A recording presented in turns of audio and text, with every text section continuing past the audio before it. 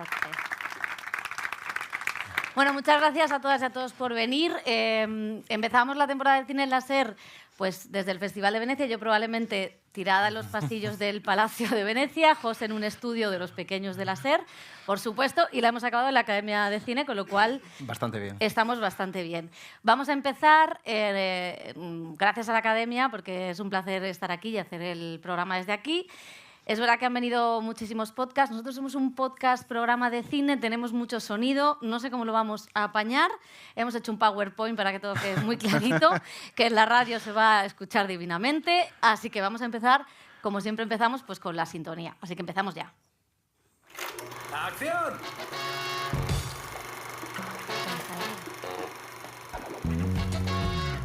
El cine en la SER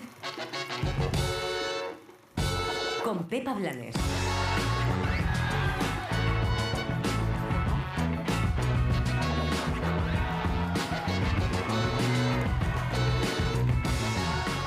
Y esta vez no voy a hacer entradilla. No, José Manuel Romero, ¿qué tal? ¿Cómo Muy bien, estás? encantado de estar aquí. Estamos en la Academia de Cine, en este último programa de Cine en la SER de la temporada. Normalmente empezamos el programa con una entradilla donde yo me quejo pues, de cosas varias, de Netflix. Hoy no me voy a quejar de Netflix porque van a estar en el programa.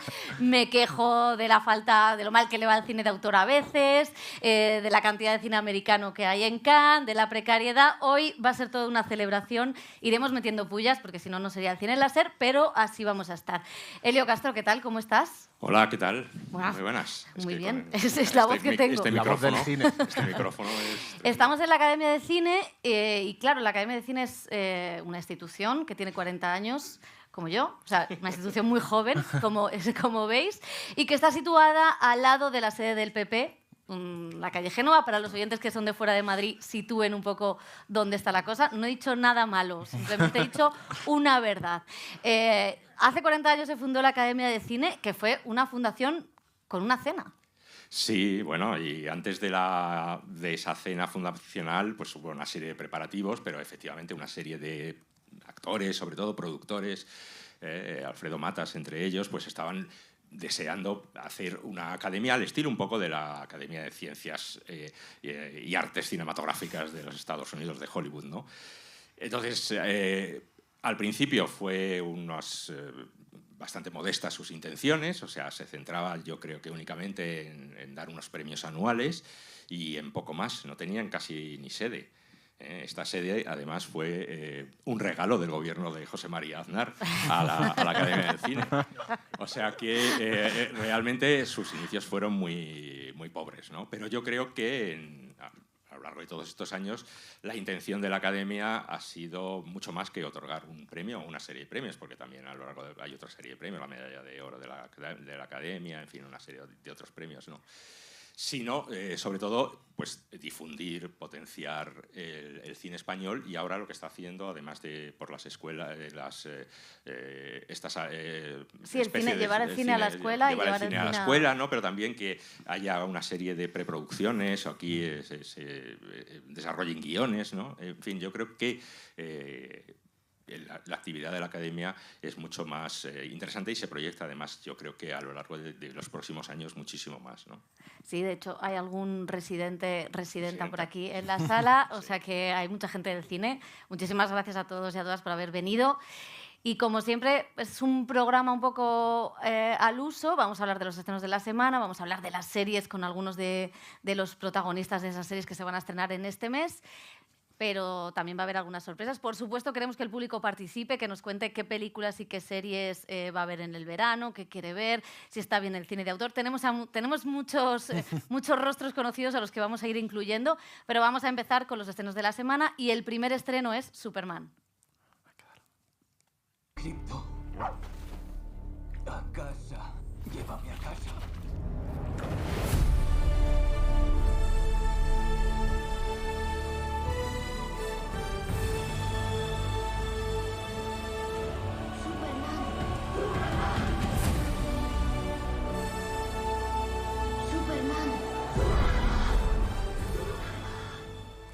Bueno, pues vuelve Superman. No sé, luego te preguntaré, Elio, si cada generación tiene que tener su Superman o no, si es preciso o no. Pero bueno, lo que es una nueva revisión de este superhéroe que empezó en el año 38, si no recuerdo mal, un granjero que vino de Krypton, que era periodista en sus ratos libres. Todo el mundo sabe que nadie puede ser periodista en sus ratos libres, que encarnaba un poco los valores americanos. James Gunn toma las riendas de esta historia con los personajes originales de DC. Y también es el encargado, además, de pilotar la propia franquicia de DC Studios. José Manuel Romero ha estado con él en Londres, así que vamos a escucharle.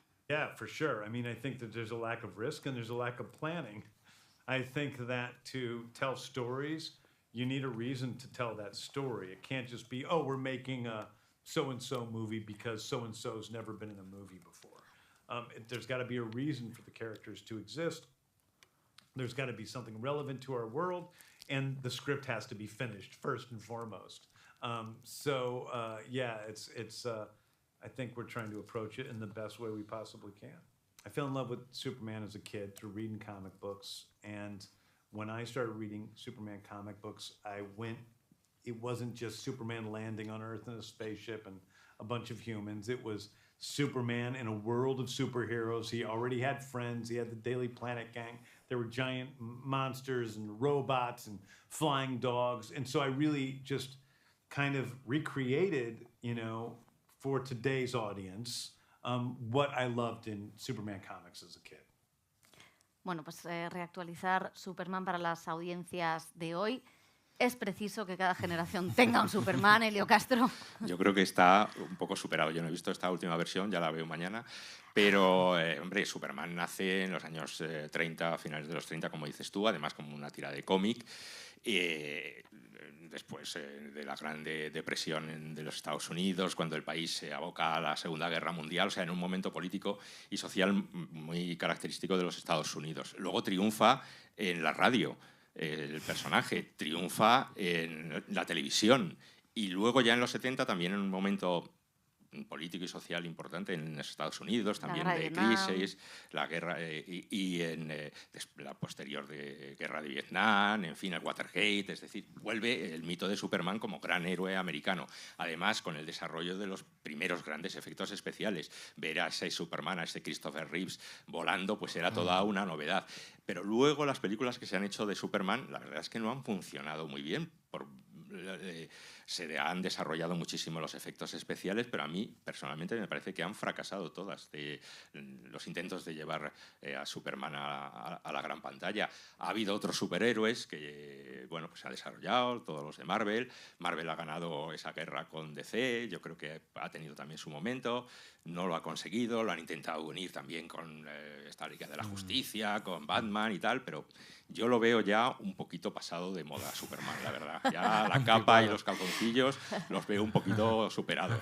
Bueno, no voy a meterme con los superhéroes, que ya lo hice una vez y acabó la cosa mal, pero es cierto que Batman y Superman son un poco la antítesis, ¿no? Superman era el chico de clase obrera que encarnaba los valores americanos, aunque luego pues eso de la clase obrera se les fue olvidando en Hollywood, y Batman, sin embargo, pues era un empresario, hijo del capitalismo, totalmente burgués, totalmente atormentado, y sin embargo Superman sí tenía en sus orígenes esta cosa luminosa. No sé si este Superman de James Gunn, que por cierto viene de Marvel, tiene también esta cosa luminosa o no. Bueno, al final, como siempre decimos, cada película es hija de su tiempo. La primera película de Superman del 78 de Richard Donner venía de hacer La Profecía, después haría Los Goonies, una película, el primer Superman que escribió Mario Puzo, que es el autor del Padrino, o sea, que tenían como al mejor guionista en ese momento en Hollywood.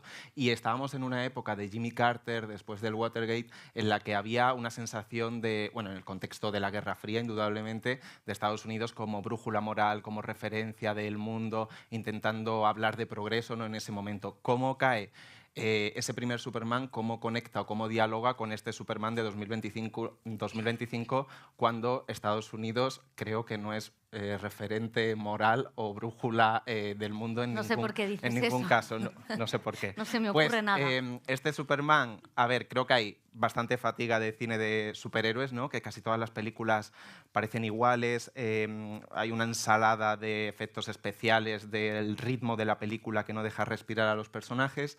Y aquí lo que tiene interesante este Superman, que creo que lo que intenta es romper un poco la etapa que hemos tenido la década anterior de Marvel, DC, haciendo un Superman bueno, honesto, o sea, buenista, en el sentido de no queremos antihéroes, no queremos superhéroes atormentados, no queremos claroscuros. Vamos a decir ahora que la bondad es revolucionaria, que lo más punk es hablar de amabilidad, de lo colectivo, del bien común, ¿no? Entonces tiene esa idea y luego la película me sorprende en 2025 con los estudios que están todos realmente asustados con la situación en Hollywood y la política de Estados Unidos, que es una película profundamente política porque imagina a este Superman, ¿no? Bueno, los inicios de él y en el diario como Clark Kent, pero el villano, Lex Luthor, es una suerte de Elon Musk. De hecho, está teñido de rubio, o sea que ahí también podría ser un Donald Trump. Eso es. El villano de la película es el actor británico Nicholas Hoult y, de hecho, ha confesado en entrevistas que escuchó el audiolibro de Elon Musk para preparar el papel. Y luego hay una guerra, indudablemente. Superman salva al mundo, no es spoiler. Pero hay un tercer país, hay una lectura muy política, un tercer país que quiere invadir un pueblo indefenso y estos empresarios quieren construir una especie de resort en ese pueblo indefenso. El paralelismo con la situación en Oriente creo que es claro y creo que por eso sí que es en parte valiente intentando decir cómo está el mundo y qué sentido tiene ese Superman con sus valores de héroe americano en el mundo de hoy. Sí, pero yo y además quería apuntar una cosa, que el Superman que conocemos todos, el de Christopher Reeves, de Richard Donner, era un acontecimiento cinematográfico. Tenía a Marlon Brando, que salía 15 minutos y cobró no sé cuántos, 300 millones de las antiguas pesetas o de las pesetas.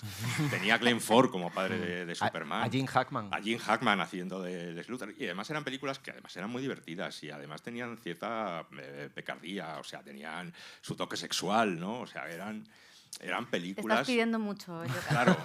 Y entonces ahora me parece que son... Yo por las últimas que he visto de Superman me parecieron un poco aburrimiento, de acontecimiento cinematográfico, nada. Los más desconocidos siempre han sido los Superman, o sea, los actores que han encarnado que no la os da figura. la sensación de que se parecen todos, de que son clones unos a otros, o sea, es como Ken, ¿no? Sí. O sea, bueno, no voy a meterme con nadie. Clark De hecho, vamos a escuchar a Clark Kent, a David Cornsingwet, es el nuevo Superman, y también a Rachel Brosnahan, que también ha entrevistado José. I think there's kindness and tenderness, but there's also I've been drawn to this idea of the responsibility that he takes, the willingness he has to say, I'll be in charge of this. This will be up to me, and hopefully it'll go right. I'm going to do my best for it to go right. But if it goes wrong, I'll take responsibility for that too. I think that there's an active kindness and tenderness and caring that comes with somebody coming in and saying, I'll take care of this, or I'll be in charge of this, because it's risky, it's scary to take charge of something, because there's this feeling of, first of all, now if I don't do it, it's not going to get done, and second of all, if I do it wrong, it's on me. But there's also the great thing about it is it's infectious. If one person takes responsibility for one thing, suddenly it gives everybody else a little more courage to take care of something else. And once you've got a bunch of people taking care of stuff, then stuff starts getting done. Yeah, there was this, I feel like we're still moving past this, but something about the internet, how kind of far apart it puts us as a society, I think made it cool to be nonchalant or kind of cynical and mean-spirited too. And it does feel punk rock now to be kind and good and soft and to be in community with each other and to have joy, to be open about your joy in this moment. And unapologetic about what you're excited about. Yeah, it feels pretty punk rock. Bueno, ella es divina. Ella es divina. Vamos con el segundo estreno de la semana. Esto nos lleva a hablar de Pixar, la factoría de animación que depende de Disney y que suele ser siempre un puntal en la taquilla, aunque últimamente no le ha ido especialmente bien. El título de la película es Helio, no es un biopic de Helio Castro. No. Podría ser. Porque tendríamos que poner el parental advisory para poder seguir hablando de esto. No he vendido mis derechos. Por ahora. Es la historia de un niño huérfano de 11 años con mucha imaginación que se obsesiona con los extraterrestres y el mundo más allá de la Tierra. Hola, ¿me oyes? Cariño, ahora me pillas fatal. Vale. Adiós. Te quiero. Te quiero. Te quiero. Te quiero. Esto es nuevo.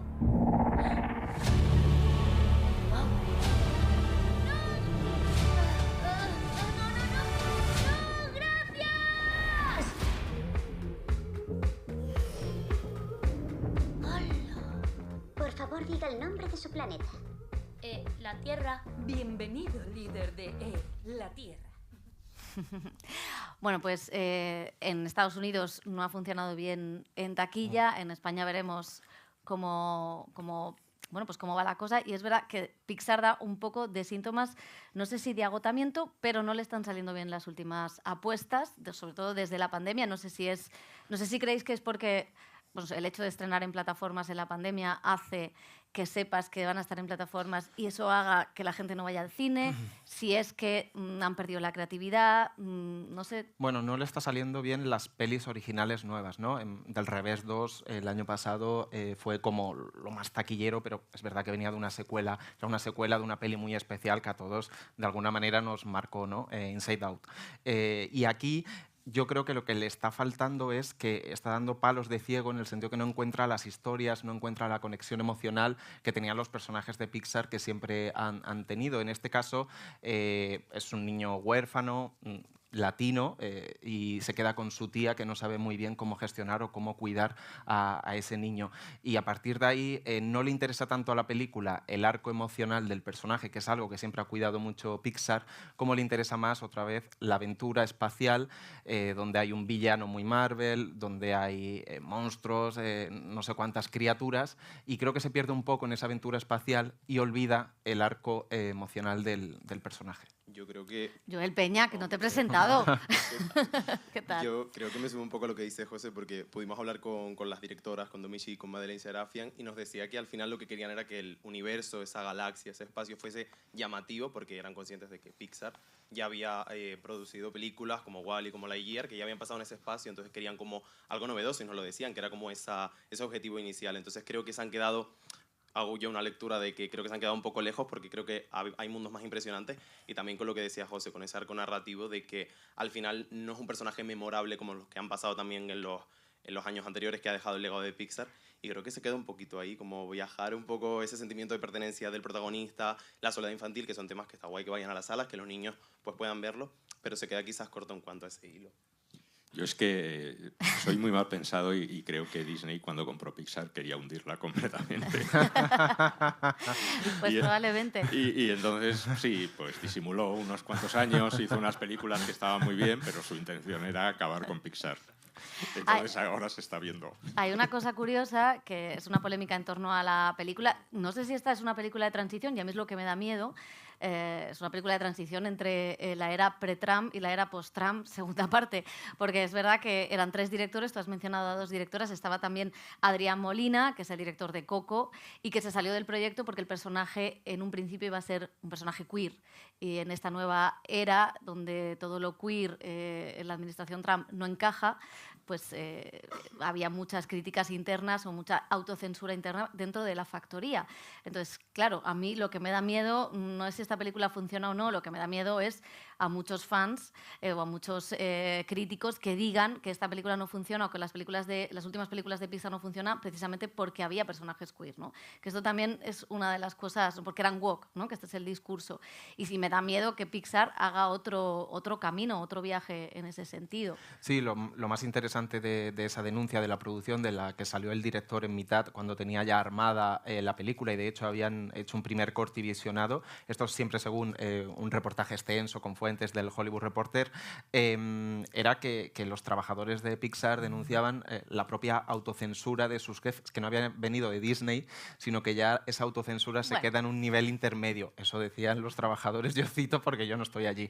Y entonces eso sí que es preocupante porque al final desnaturaliza las historias que ha ideado un equipo creativo, las van adelgazando, las van adaptando un poco también en esta época del algoritmo a los gustos que ellos creen que les va a dar menos problemas o que van a gustar más.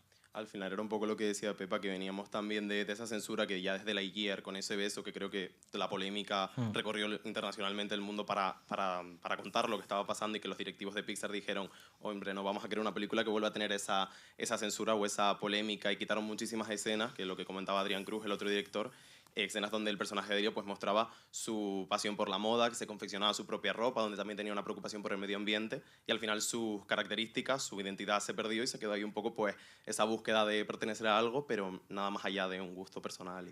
Pues muy mal. Bueno, vamos a dejar los estrenos de... Ah, no, tenemos 3 estrenos más. Me iba a dejar el cine independiente.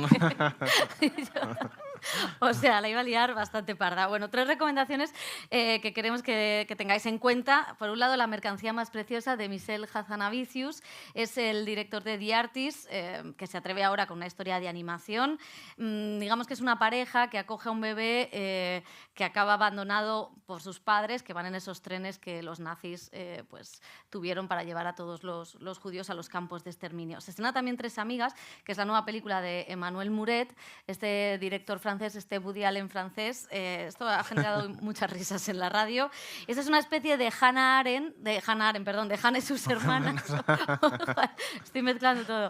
Es una especie de Hannah y sus hermanas, porque son 3 amigas contando un poco sus cuitas amorosas, sus relaciones, su relación de amistad.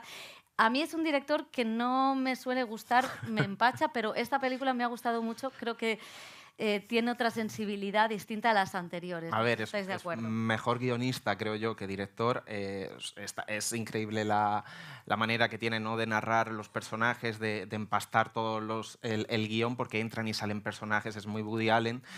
Habla del amor, del desamor, de la imposibilidad de dejar a alguien, de replantearte tu vida.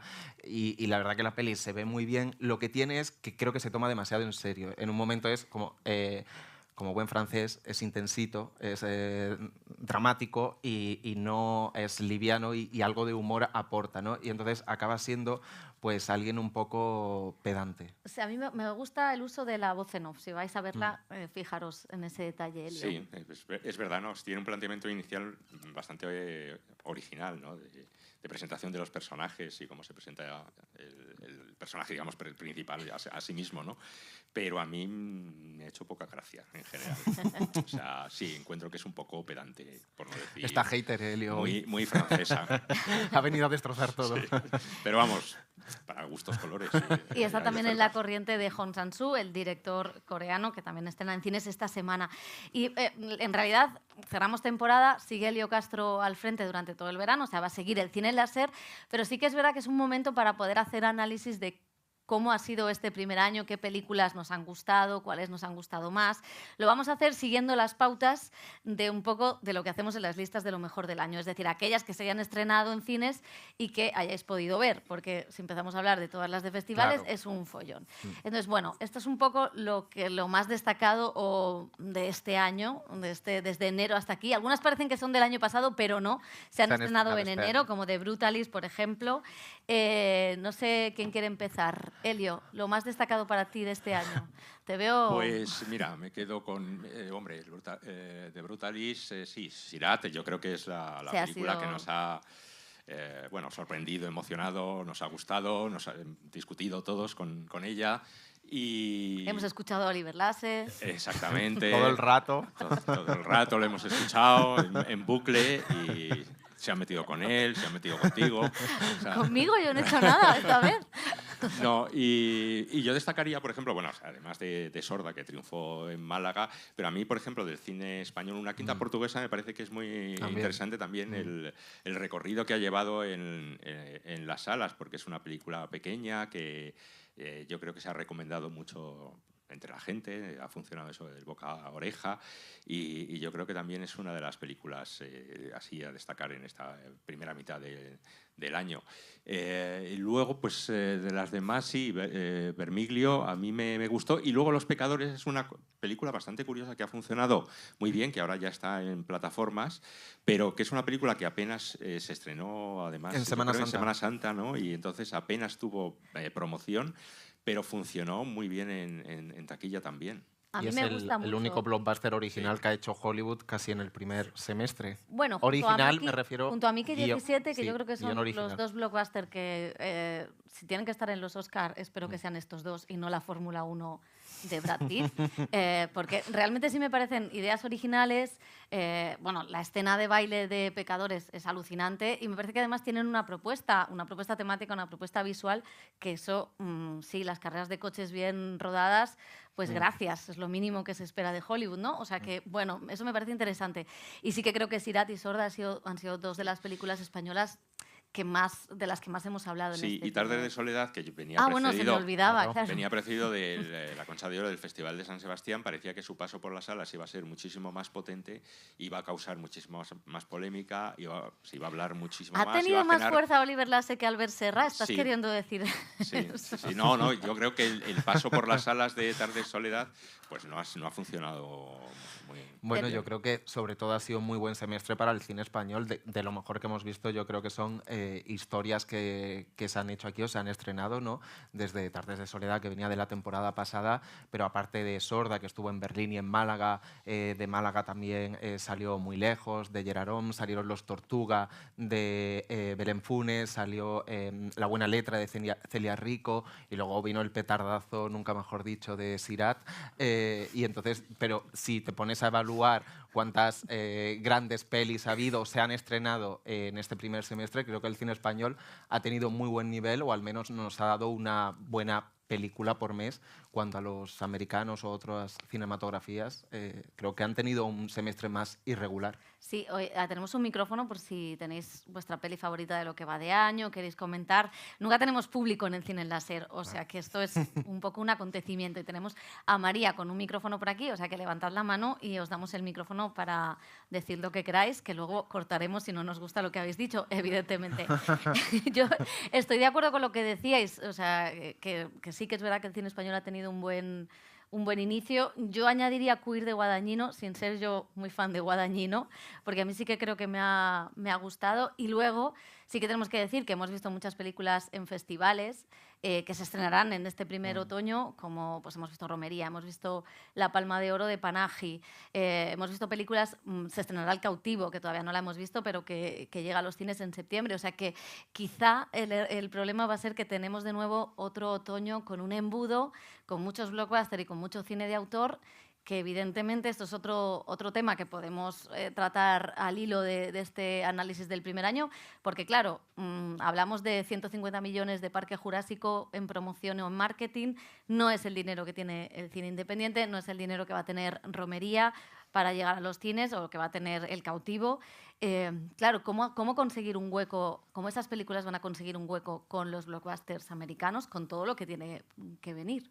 Voy a pasar a la siguiente diapositiva de cómo está el cine indie. No sé si creéis que es uno de los grandes problemas y si hay alguna manera de sortear eso. Pues hombre, es complicado, sobre todo, bueno, en estas épocas la verdad es que el cine invita también a eso, a los blockbusters, a las películas pues como Parque Jurásico, pero yo creo que, fíjate, el año pasado se estrenó Casa en Llamas, que tampoco era una película pequeña, que aparentemente sin pretensiones, y luego funcionó muy bien también a lo largo del año. O sea que yo creo que siempre hay sitio y lugar para las salas, y sobre todo lo más importante es eso, que funcione. Yo creo que la mejor publicidad siempre para las películas es la recomendación, ¿no? La prescripción, no solamente de los medios de comunicación, sino sobre todo del público. ¿Algo que añadir? Yo tengo la sensación permanente de que es como que hablamos nosotros, que tenemos un programa semanal de cine y de series, que nos atropella a nosotros mismos la cantidad de estrenos que hay cada semana en salas de cine y en plataformas. Y eso hace que creo que hay una indigestión tremenda en la gente que no sabe, que no entiende qué ver, qué no ver. Y lo que creo en las salas de cine especialmente es que hay una base cinéfila en las grandes capitales, que siempre se nos olvida que el cine también son pequeñas provincias, pueblos y demás, que creo que es el que mantiene un poco el cine de autor, y luego se está moviendo todo mucho con la sensación esta que todos también vivimos con conciertos, salidas y tal, que es la sensación experiencia-evento. Como que crear la sensación de que si te pierdes esa peli estás fuera de la conversación en ese momento. Hombre, es que si te pierdes Sirat...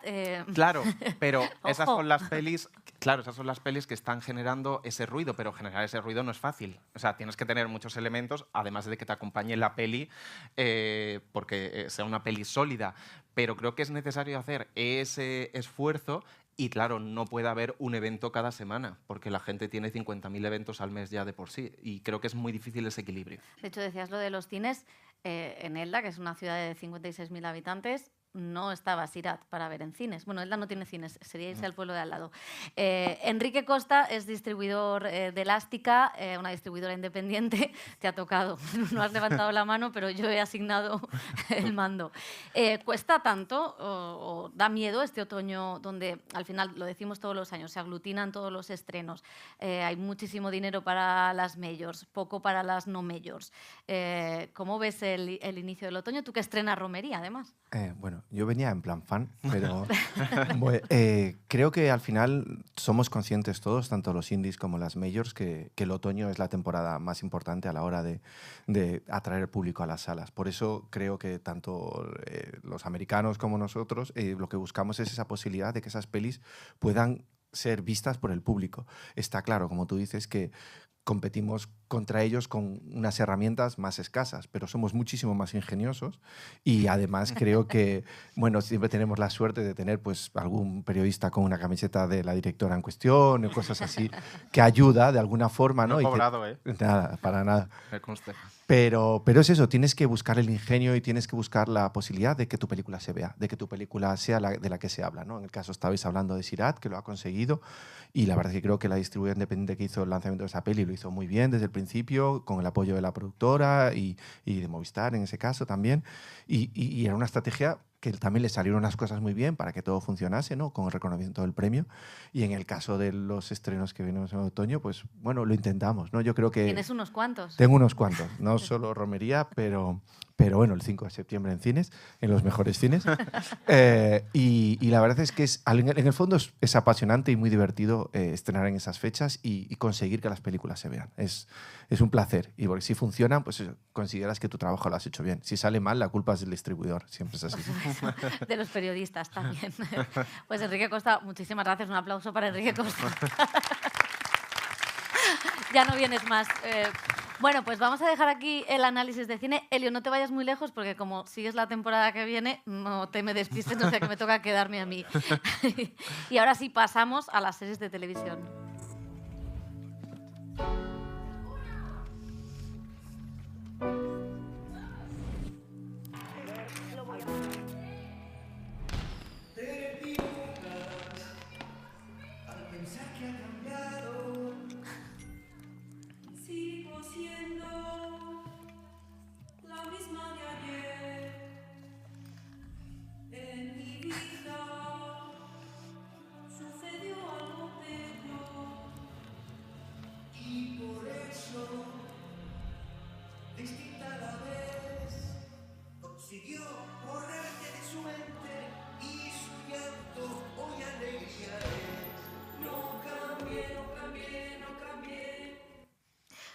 Ingrid García Johnson, Secund de la Rosa, ¿qué tal? ¿Cómo estáis?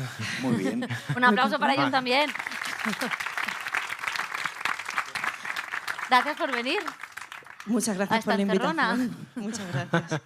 Bueno, ¿cómo estáis? Porque sois los protagonistas, dos de los protagonistas de Superstar, la serie de Nacho Vigalondo que se estrena en Netflix el 18 de julio de este mes, o sea, en nada. Y es una revisión de los años 2000 de pues una serie de gente que se hizo famosa de la noche a la mañana gracias a un programa de televisión que se llamó Crónicas Marcianas. Una gente que no eran los más guapos, no venían de buenas familias, no sé si eran los más talentosos o no, pero de repente aparecieron en la televisión y fueron los más famosos de España. Cuando os proponen hacer de estos dos personajes, ¿qué cara se os queda? ¿O qué pensáis? Esta, ¿no? A ver, es un regalo. Creo que normalmente no te proponen personajes tan alocados, ¿no? Siempre haces como de persona normal, entre comillas.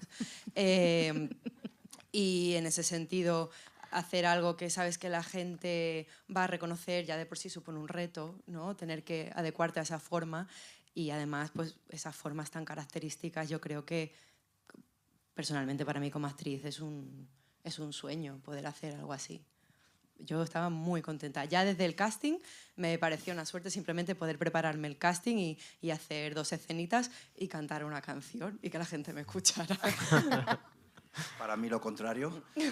Para mí fue un horror la propuesta. Un horror que luego se convirtió en una delicia, pero yo fui a hacer el casting, que hice como 4 o 5 pruebas para hacer Leonardo. Primero fui a ver a Eva y Yolanda, que son directoras de casting, que me querían probar para El cautivo de Amenábar. Entonces, y acabaste siempre se lo cuento a Ingrid, salí de hacer la prueba de del cautivo. De Cervantes a Tamara. Muy bien. Amenábar me hacía así, ya estaba viendo que yo podía encajar para un personaje que le inspira para otro. No puedo hacer tampoco spoiler del cautivo, tal. Y yo salí pensando que podía ser que me cogiera Alejandro por fin y mi carrera se encauzara hacia un prestigio en el que siempre he soñado. Pero de repente, cuando me llamaron Eva y Yolanda, me dijeron, te queremos volver a ver. Y dije, ostras, vale, ahora sí. Y me dijeron, es que vamos a hacer la serie Superstar y hemos pensado que das muy bien de Leonardo Dantes. Imagínate. Lo que pasa es que luego se convirtió en una delicia porque lo que en principio para todos puede ser un prejuicio, luego hacer un personaje como Leonardo Dantes, que no tenías que caer en la caricatura ni en la comedia, entenderlo, ponerle alma, o sea, tenía tantas características, el acento extremeño, su propio sufrimiento por su mediocridad, tenía tanto que luego se convirtió en una alegría, claro. Y después del casting, ya estáis dentro del proyecto. Los hicimos muchas pruebas. muchos, todas las pruebas. ¿Cuándo os visualizáis como esos personajes? Porque también hay un trabajo de caracterización, de vestuario, de maquillaje. No sé si ese es en el momento en el que tú te ves ya como el personaje después de prepararlo en casa o cómo es ese proceso para un intérprete.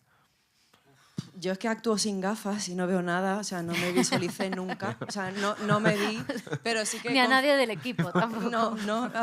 Las marcas. No me acuerdo de la gente de un rodaje a otro y no es porque no me importa el equipo, es porque no le veo la cara a ninguno. Me sé los nombres de todos y por la voz los suelo reconocer. Pero, ¿qué estaba diciendo? ¿Qué me has preguntado? Que cuando me vi. No, cuando la gente me vio. O sea, había algo en las reacciones de los demás que me daban seguridad para decir, ok, esto está en la dirección correcta. Porque tú a ti mismo nunca te ves, por mucho que te mires al espejo o tal. Era más bien la mirada de los demás, las escenas de pronto con Sekun, ahí de pronto encontrabas al personaje. Hasta ese momento son todo dudas e inseguridades. Y yo me vi unos especie de podcast masterclass que da ahora Leonardo Dantes por España, contando su historia, que le llevan a universidades y él cuenta, entonces me lo ponía en bucle, me lo aprendí de memoria como si fuera un monólogo, como si fuera un pitch para la TV3 o algo así, de repente me aprendí como hora y media y me escapé, estas cosas como súper locas que uno no... Siempre me da por hacer cosas como muy tremendas cuando... ¿sabes? Y me escapé a un pueblecito de Extremadura, el acento también nos daba mucho miedo, ella de Santurce, yo extremeño, yo soy catalán de padres malagueños, lo de Extremadura me quedaba como raro y de repente la manera que tenía de moverse. Y luego lo peor de todo era que él era famoso, fíjate, una de las cosas por las que era famoso era porque tenía peluca. Él siempre iba con peluca a los sitios. Entonces, claro, su característica era que tenía peluca. Pero cuando haces una serie, a todos los demás personajes les ponen peluca. Entonces, hostia, ya tengo el 50% perdido. O sea, soy el de la peluca, pero todos van con peluca. Y entonces, que esto también lo hemos hablado mucho Ingrid y yo, al final había que tirarse a la piscina y encontrar el alma del personaje y saber que si de repente mueve los manitos así, no es por su forma de bailar, sino porque se ha criado en Extremadura con mucho miedo a una homosexualidad no reconocida. El personaje le daba terror cuando lo mueve robótico. Por el alma le sale el perdedor. Había que encontrar cosas más allá de la forma. Hay una cosa que conecta un poco también con las obras de teatro que tú has hecho, porque en las obras de teatro que has hecho siempre miras a la cultura, también a un clasismo cultural, y esta es una serie que los espectadores que vayan a verla en Netflix dentro de una semana van a comprobar que no es una comedia al uso, que son muchas cosas, que hay una mezcla de género, que es la mente creativa de Nacho Vigalondo, pero es verdad que sí que está una ternura hacia los personajes y quizá la crítica es más hacia los medios de televisión o hacia ese clasismo de la sociedad, ¿no? Sí. Yo creo que la sociedad entera, porque la gran pregunta que flota... Uy, me oigo como con eco ahora, depende. Bueno, que la gran pregunta... Puedes cantar, que es un baile nuevo. Leonardo está aquí, que por cierto me llama de vez en cuando. Que la gran pregunta que flota en la serie, no sé si estarás de acuerdo conmigo, es por qué en la España del año 2000 se necesitaba tener ahí a estos personajes y reírse de ellos. ¿Por qué a nosotros muchas veces nos pueden gustar más los personajes? Me da miedo utilizar según qué palabras, pero bueno, digamos que no son Adele, ¿vale? Entonces, ¿por qué da miedo esa necesidad de tener esos personajes que a lo mejor les faltan herramientas artísticas o emocionales? ¿Por qué nos reímos de eso y por qué disfrutábamos tanto como casi, yo hablándolo con gente, parecía como los personajes de la posguerra? Cuando la posguerra se necesitaba reír de alguien subiéndolo a una mesa y cantar por 2 duros o por una perra gorda o por un mendrugo de pan. ¿Por qué en el año 2000 todo el mundo necesitó un Paco Porras, una Tamara o reírse de ellos? Crónicas Marcianas llegaba a salir el Pocí, que era un pobre hombre que tenía la espalda lisiada y había pasado enfermedades de los años 50, y le ponían el micro aquí, le hacían andar y decir ¡ay, amarroza! Y cosas de estas que eran tremendísimos. ¿Qué nos pasaba a nosotros? No tanto a ellos. Era en los años 2000 fue la segunda legislatura de Aznar. Hemos mencionado a Aznar 2 veces en este programa. No estamos bien. Tú sabrás lo que haces. Bueno, y la serie, es verdad que le hemos reclamado a Netflix el riesgo en la ficción española, que a veces y lo ha cumplido. No sé, se ha amoldado un poco a fórmulas de thriller y demás. Y vais a flipar con esta serie porque es todo lo diferente que podéis imaginar de lo que sale de la cabeza de Nacho Vigalondo. Y os quería preguntar, ¿cómo es trabajar con él y entrar en ese mundo? Porque la serie tiene algo también lynchiano, la dimensión desconocida, me recordaba. Y luego también que producen los Javis, tiene como esta cosa de la ternura que decía Pepa o la dignidad de darle la historia que merece cada personaje detrás para conocerlo, como hicieron con Veneno, ¿no? ¿Cómo ha sido esa mezcla de la locura Vigalondo y la hondura de también el arco emocional del personaje? Bueno, es verdad que también Nacho ve con mucho amor a estos personajes y que él ya de por sí creo que ha puesto todo su ser y todo su TDA al servicio de esta serie. Y en ese sentido yo creo que lo que había que hacer era entregarse al juego y a jugar con él, a ver un poco qué salía, jugar entre nosotros. También Claudia Costafreda, que también dirige 3 capítulos, nos pedía muchísima improvisación, que eso también da como mucho vértigo con personajes tan característicos.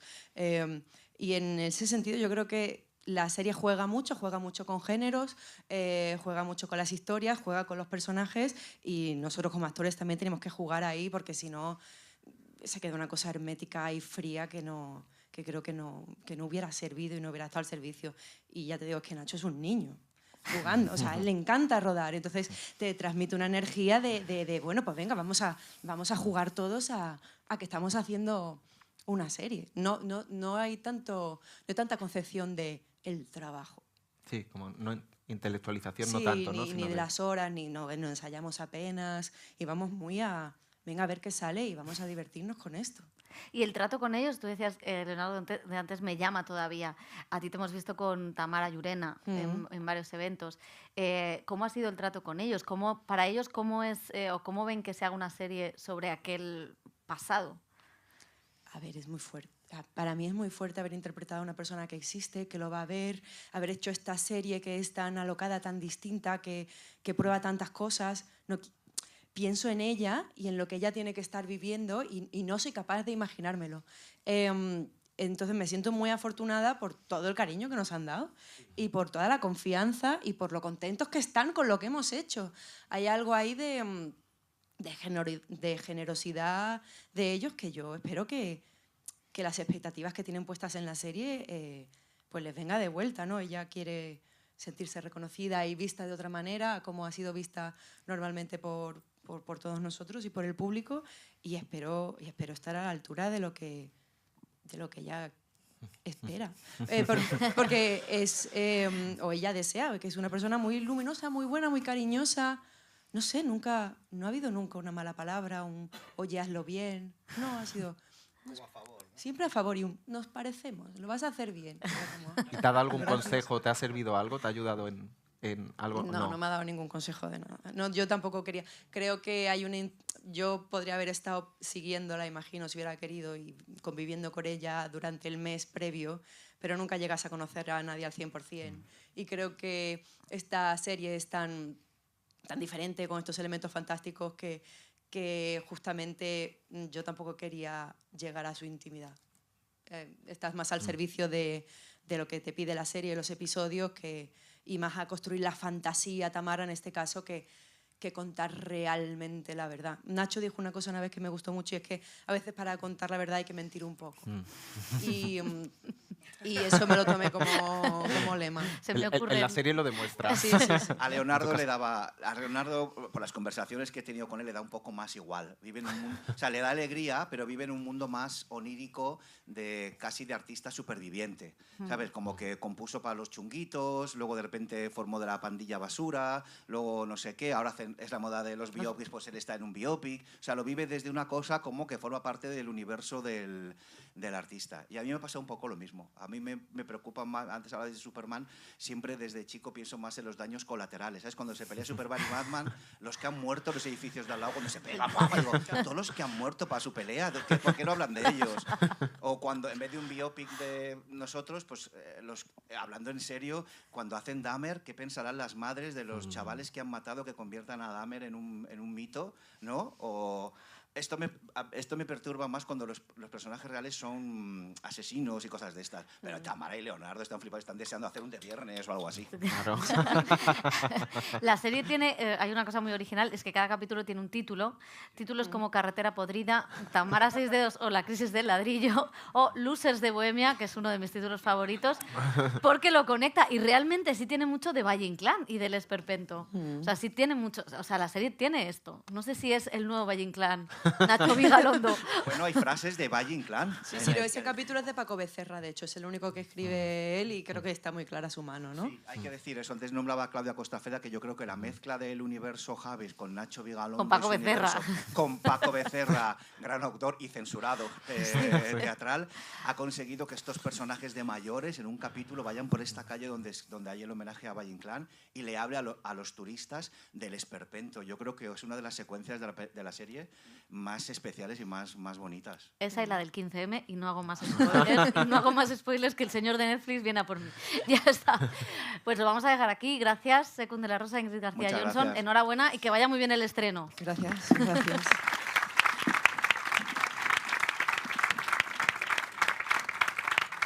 Lo has pasado. Ah, me he pasado. Pues no... Bueno, pues un aplauso para Claudia Salas y Dani Garrán. Os habíamos puesto una música, pero a riesgo de no tener derechos, mira, pues mejor así, lo hemos hecho bien. Bueno, Claudia, muchas gracias por venir al final de temporada de Cine en la SER, que se está convirtiendo casi en un hábito, porque el año pasado despedimos temporada contigo y este año también. O sea que muchas gracias. No, gracias a vosotros, porque además para mí siempre es un placer estar aquí con vosotros y hablar de cine y bueno, y escucharos, que siempre es un gustazo. Gracias. Y se incorpora Dani Garrán, que es nuestro especialista en series. Dani, ¿qué tal? Muy bien, encantado de estar aquí. Bueno, menos mal, porque si no, te vas. Bueno. Habéis subido muy tarde, ¿eh? Pero bueno. Bueno, Claudia es una de las protagonistas de Furia, que es la serie de Félix Sabroso, que estrena HBO Max este mismo viernes. Es una serie en la que cada capítulo, vamos a decirlo así, está dedicado a una mujer y que sufre pues hasta tal punto que esta mujer está al borde de un ataque de nervios o más bien de venganza. ¿Cómo ha sido adentrarte en el universo Félix Sabroso y en esta serie de venganza femenina?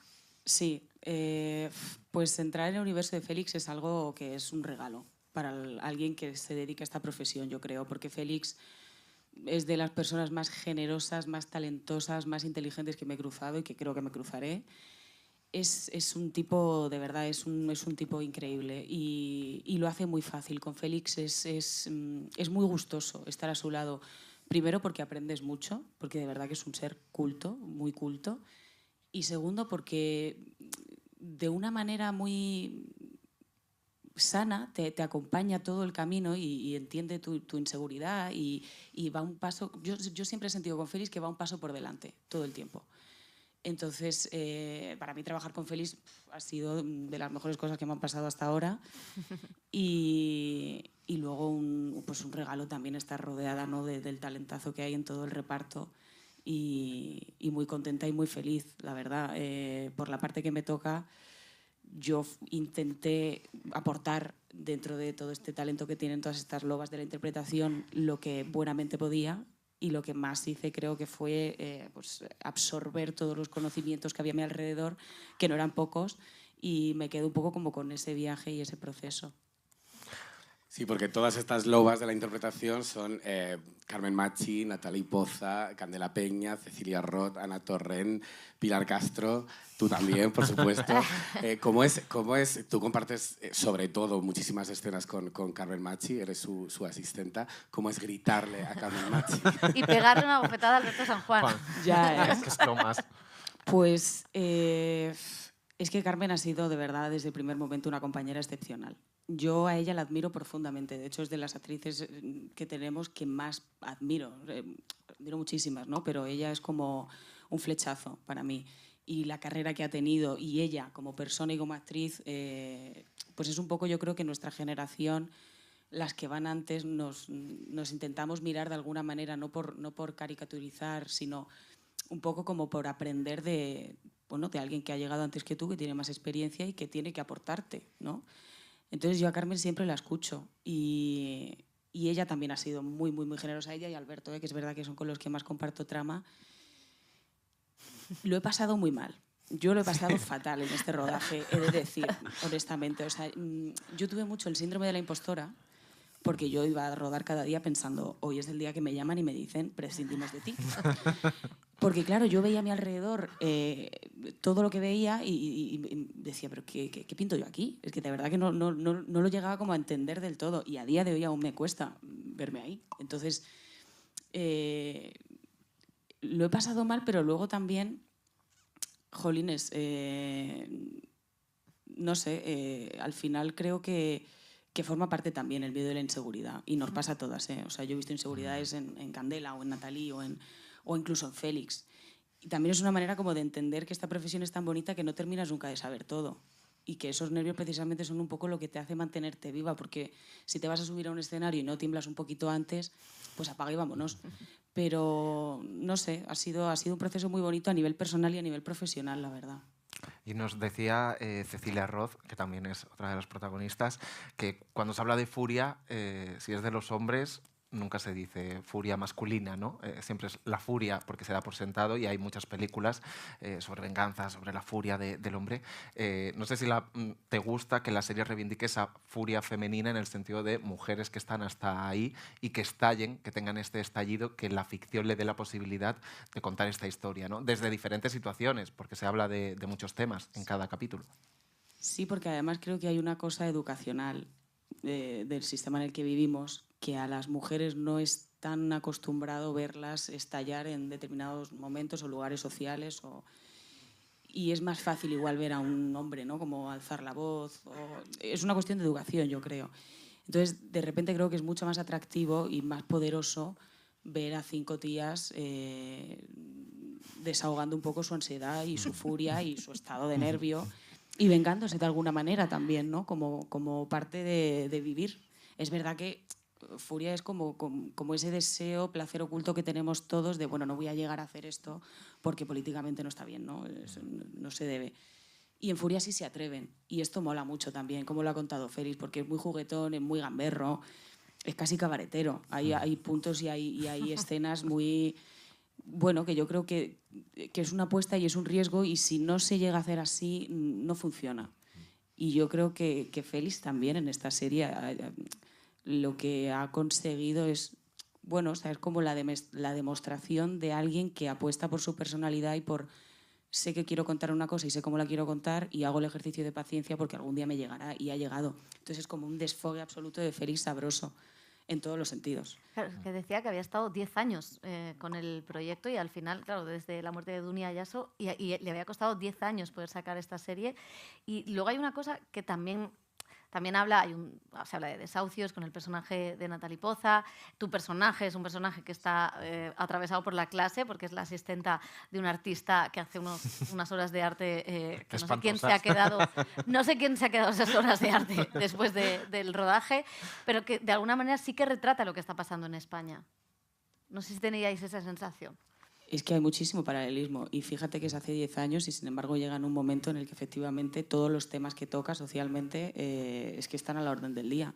Por eso creo que también puede encajar muy bien también en el imaginario ahora mismo del público, de lo que estamos viviendo y de lo que podemos ver en pantalla, que para eso está el cine y las series, da igual, o sea, al final una serie o una película, al final estás contando historias y de alguna manera o vas a representar lo que está sucediendo o quieres dar un mensaje o simplemente abrir debate.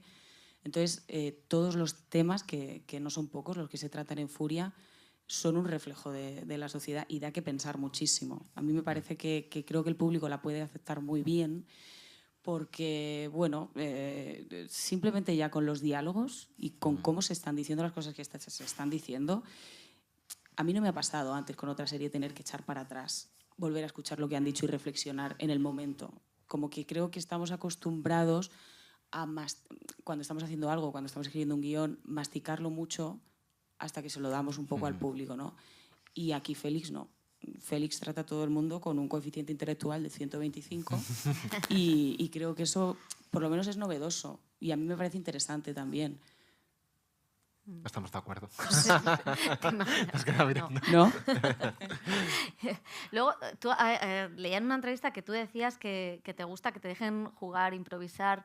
Se ha dado en este set, porque me veo a todas, me veo a Candela, a Pilar, a Cecilia Roth. ¿Cómo ha sido esa parte de improvisar o de no sé, experimentar?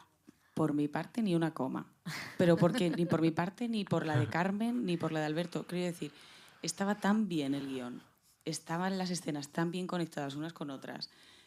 Félix llevaba el ritmo de una manera tan increíble que era imposible. Imposible y un poco delito querer hacerlo. O sea, al final el ejercicio era más seguir a Félix y entender que no hacía falta entender, sino confiar. Y ya está, porque de verdad que hay veces que sí que te encuentras, ¿no? con tengo que justificar esto y esto es un salto olímpico ahora, ¿de dónde viene el personaje para yo de repente aparecer así? Entonces ahí sí que a lo mejor propones o intentas o de alguna manera hablas con el director o con tus compañeros y creáis ese off que no está en on y es muy difícil llegar ahí, sino... Pero es que en Furia no es que todo de verdad está, no sé, es una máquina perfecta. La cabeza de Félix es para estudiarla, es verdad. ¿Y cómo te ha cambiado este proyecto? En el sentido de, decías, la admiración por todas estas actrices, y realmente en la serie es muy interesante porque también se habla un poco del edadismo que hay en la industria del cine, ¿no? Y con esta generación que ya las hemos citado, que son referente para mucho, ¿cómo te ha transformado? O porque entiendo que tú vas eligiendo proyectos realmente bien de cara al público, y creo que tienes esa capacidad de ser esponja y absorber un poco, o buscas también aprender en cada proyecto y transformarte como intérprete. Gracias. A mí Furia es que me ha cambiado en muchos aspectos. A nivel como actriz, pues he aprendido mucho bueno, pues observando, ¿no? Tanto a Candela, Natalie, Cecilia, Pilar, Ana, Carmen, de estar en un set, ¿no? Y al final, o sea, yo los años que llevo en esto es desde el 2018, tampoco son 7. Tampoco es una cosa... Y ellas, sin embargo, bueno, pues esta capacidad de concentración o de estar donde tienen que estar, este saber estar también a la hora de tratar al equipo, de tener un día horrible y, sin embargo, hacer virguerías, todo esto para mí era como wow. O sea, entonces me ha hecho muy sabia, creo, Furia. Y sí, y conmigo misma también he tenido como un ejercicio de quererme un poco más, igual como actriz, y entenderme en mi sombra y en mi luz.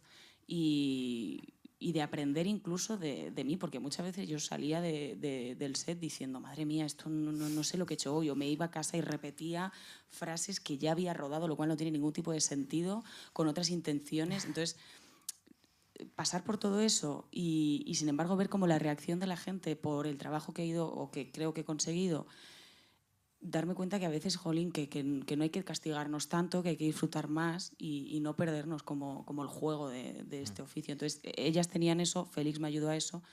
Entonces, no sé, ha sido un poco terapia también. No te vayas, quédate, porque Furia es una de las series para este verano, porque se estrena ya. También Superstar, por supuesto, que nos siguen aquí. Pero hay más, Dani. Yo diría que tanto Furia como Superstar son las Sirat de las series. Si no las ves vas a estar fuera de la conversación de este verano. Pero bueno, queremos recomendar alguna más. Hace ya 13 años que se estrenó el primer capítulo de Girls. Yo creo que todos vimos, si no enterado, alguno de estos capítulos. Algunos fuimos un poco duros con ella, ¿no? Diciendo que era la voz de una generación, a Lena Dunham. Es que lo era. No le dimos más No lo era. Lo era. Y ahora la creadora vuelve con una nueva serie, se llama Sin Medida. Se estrena en Netflix esta semana. Ella también se reserva un rol secundario como actriz. Pero bueno, y lleva a cabo esa reivindicación un poco de los caracteres difíciles que nos tiene tan acostumbrados. La actriz es otra cómica buenísima, que es Megan Stalter, que la hemos conocido todos por ser la manager de Deborah Vance en Hacks. Y es una serie bastante biográfica que tiene bastante salseo porque expone la vida de la creadora. Ella, cuando terminó Girls, se mudó a Londres, dejó todo lo que tenía por una crisis amorosa, y allí conoció al que ahora es su marido, un músico con el que se casó. Y eso es un poco lo que cuenta, al menos los primeros capítulos de Girls, de Sin Medida. Veremos ahora si Lena Dunham consigue mantener ese sello de identidad con el que la conocimos, y después de haber recibido tantos palos como ha recibido, ¿no? A mí me gusta una cosa que ha dicho, que es como, bueno, quizás se malinterpretó Girls, porque fue una serie que yo hice en un momento donde pues, las mujeres creadoras no tenían espacio para hacer unas series, y hice las series sobre mi círculo, ¿no? Y quizá fuimos nosotros los que jodimos el Perú, si me permiten la expresión, porque al final dijimos que esa era la serie de una generación y evidentemente ahí faltaban muchas representaciones. Claro. Pero bueno, sí que era una serie que aportó muchísimo a cómo se representan los cuerpos de mujeres, a cómo, o sea, con respecto a Sexo en Nueva York, ¿no? Que era con la serie a la que se comparaba, sí que aportó muchísimas cosas. Creo que el error quizá fue de la crítica de enlazar una cosa que no era, ¿no? Y de creer que efectivamente era la voz de una generación. Yo creo que fue injustamente leída en su momento, y que ahora seguramente Girls esté entre las 5 mejores series del siglo XXI, con Mad Men, con Los Soprano. Estoy seguro de eso. ¿Eras de Girls? No, muy joven. Te voy a meter en una piedra. Es más teta que millennial. Claro, es que eres joven, leche. O más antigua incluso, fíjate, porque igual soy más de Verano Azul. O de este, Bueno, eres de Aquí no hay quien viva. Sí. Sí, no, o sea, yo soy, no sé cuál es, creo que mi generación es millennial, ¿no? No. Tu Z, ¿no? No, millennial soy yo. Millennial, ¿sí? Bueno, pues fíjate, me acabo de enterar. Tú eres o sea, mucho mira más si estoy conectada con esta cosa de las generaciones. Pero oye, si quieres venirte a la mía, te acogemos. Es que creo que estoy más cerca a nivel cinematográfico y a nivel de contenido y demás, de generaciones bastante más anteriores a la mía. Sí, soy muy... Bueno, pues eso, me he criado con mi abuela. Entonces, al final, tengo como pues eso, de señora mayor. Y hablando de millennials y de zetas, que no queda muy claro cuál es la división, En Disney Plus ya está estrenada, ya la podéis ver desde que terminó Friends. Lo cierto es que siempre se ha buscado esa sucesora, ¿no?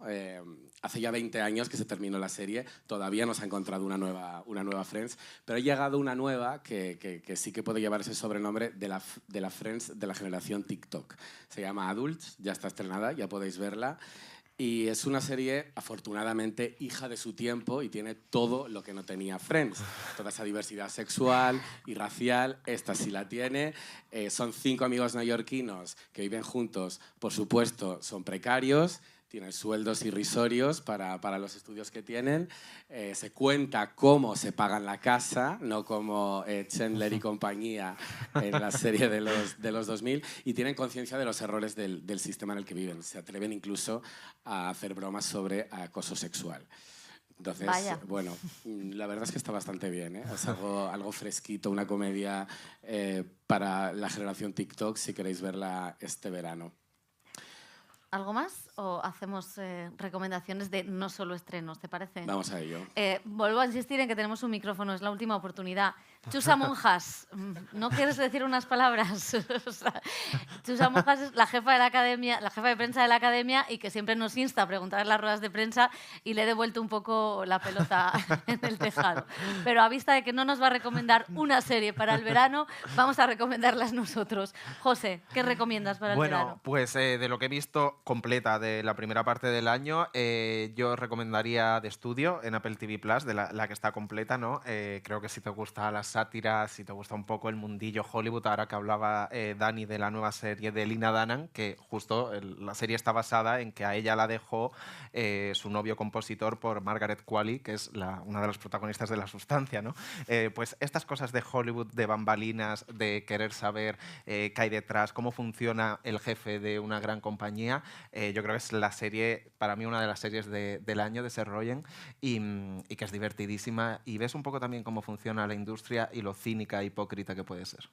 Yo recomendaría, bueno, muchas. El Eternauta me ha gustado mucho, la verdad. Está en Netflix. Que es esta serie de ciencia ficción con Ricardo Darín, la verdad, sobre un cómic de un autor que desapareció en la dictadura. Bueno, no desapareció, lo mataron, pero es uno de los tantos desaparecidos de la dictadura. Y me gusta mucho División Palermo, que es una serie que llega también este viernes, que es muy divertida. Una serie argentina con un humor bastante corrosivo. Y Blossom Shanghai, por favor. Tenía que decir. Hombre, está en Filmin y es una serie maravillosa sobre cómo China abrazó el capitalismo. ¿Qué más queréis? Chupito. Dani. Yo soy un poco continuista. Yo me quedo con la segunda temporada de Separación, que yo creo que supera incluso en intensidad a la primera, esa distopía laboral creada por Dan Erickson y dirigida por Ben Stiller. Nos dejó a todos con los pelos de punta. Por supuesto, también Adolescencia, que yo creo que la ha visto todo el mundo, la miniserie del año, creada por Stephen Graham. Y bueno, yo me lo he pasado muy bien con The Wild Lotus. Yo sigo recomendando la tercera temporada. A favor. ¿Por qué no?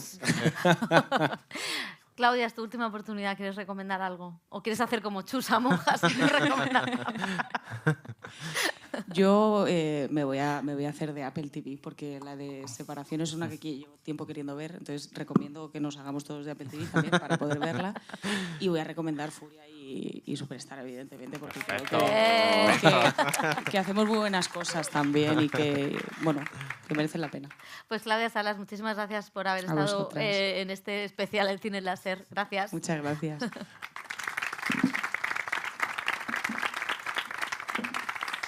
Y nosotros lo vamos a dejar aquí. Vamos a dar las gracias a Víctor Olid, a María Manzanero, que es la que ha estado con el micro, aunque ha tenido poco... Le habéis dado poco trabajo a María esta tarde, ¿eh? O sea, poco más. Ah, que hay una pregunta. Por favor, antes de despedir, tenemos que meter un oyente. No, tenía una recomendación. ¿no? Ah, vale. Genio. Yo quería recomendar Big Boys, que está en Filmin, que ha salido hace poco la tercera temporada y bueno, me ha parecido muy bonita y ahora que ha sido el orgullo LGTBI creo que es una buena serie para ver, nada más. pues gracias por la recomendación. Un oyente en el cine en la SER, al menos tenemos. O sea, eso no está mal. Bueno, pues gracias a todos, como decía, Víctor Olid, María Manzanero, Alicia Fernández, Borja González, Asurso Ponce, José, Dani. Se quedan con Helio Castro, que va a estar todo el verano así. Va a seguir haciendo el programa hasta que empiece el Festival de Venecia, que empezaremos la temporada. Gracias a todas y a todos por venir y hasta la próxima. Dale, Pepe.